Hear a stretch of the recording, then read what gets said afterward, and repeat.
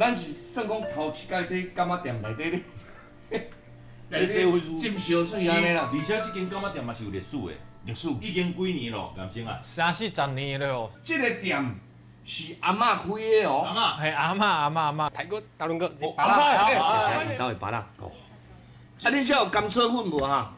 阮哋免用甘蔗粉就做起来啊。这有免有，真正。哦，真正好食。咱即届来潮州吼，哦，真侪所在都好佚佗。嗯，而且这行程是拢是你计划的吗？系啊，甲一个熟识的朋友，甲有特色的，这的朋友的产业，咱拢来拜访一下。对，迄工咱就听伊咧讲。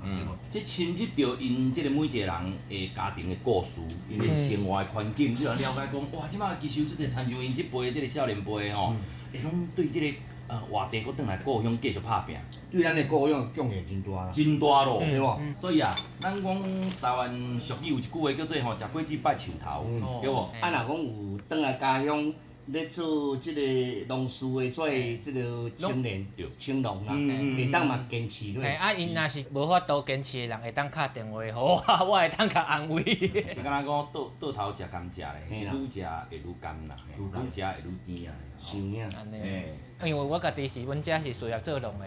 讲实在，阮第一个感谢就是咱遮的土地，咱台湾这个宝岛。是啊。